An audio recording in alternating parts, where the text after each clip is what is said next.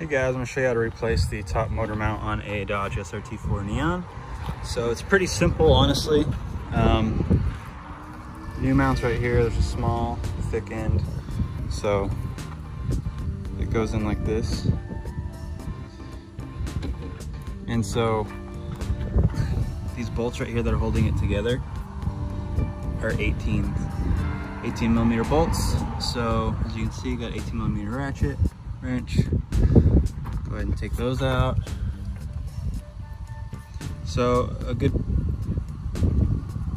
I didn't have to on this one, but normally if you're gonna be replacing a motor mount, you'd like to put a jack with like a block of wood kind of supporting the motor. You just don't go too hard on it. You just want it to be enough to support the motor, so that way this all lines up when we go to put it in.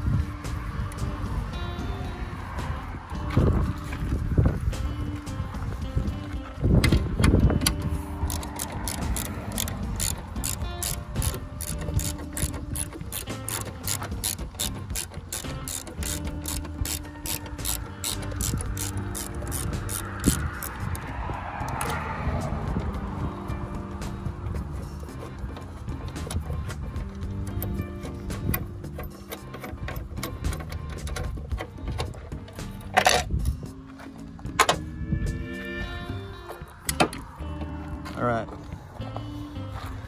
so you can tell this motor mount,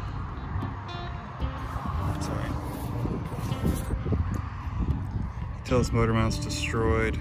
It shouldn't be cracked.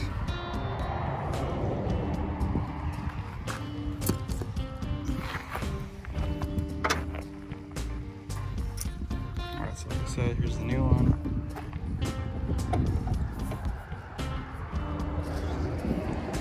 So a good rule of thumb is when you start this, go ahead and get it threaded a little bit.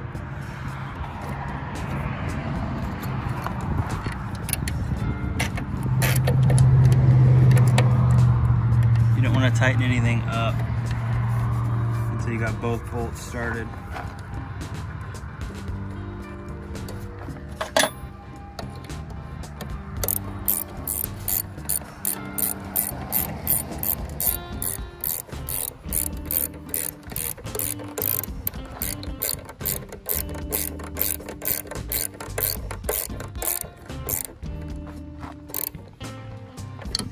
That's good enough for that one. Some leverage with the longer wrench. That's tight. That socket for this one.